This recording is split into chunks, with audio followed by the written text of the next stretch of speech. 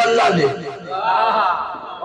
خدا کرے کہ کچھ لوگوں کا حساب اللہ ہی لے، مگر اگر اللہ ہم سے پوچھے گا تو ہمارے پاس جواب ہوگا۔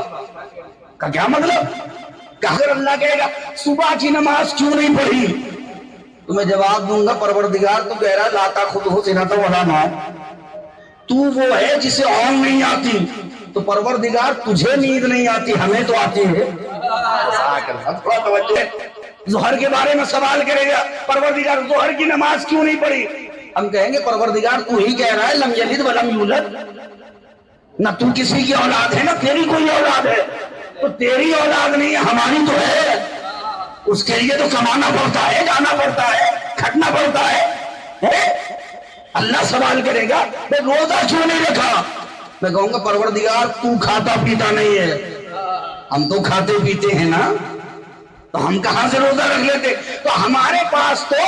سوال کا جواب ہوگا۔ اسی لیے حسن زیدی صاحب نے کہا یاد رکھو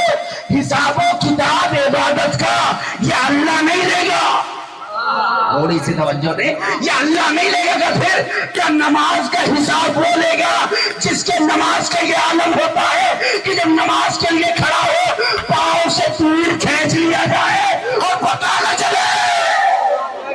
روزے کا عالم یہ ہے کہ ایک دن نہیں، 2 دن نہیں، 3 دن روزہ رکھنے کے باوجود جب کوئی سائل آ گیا تو اپنے افطار کا سامان اس کے حوالے کر دے۔ کہ حج کا سوال وہ کرے گا جس نے ایک اونٹ پر بیٹھ کے 22 حج بھی کیا اور ایک چابک جانور کو نہیں مارا۔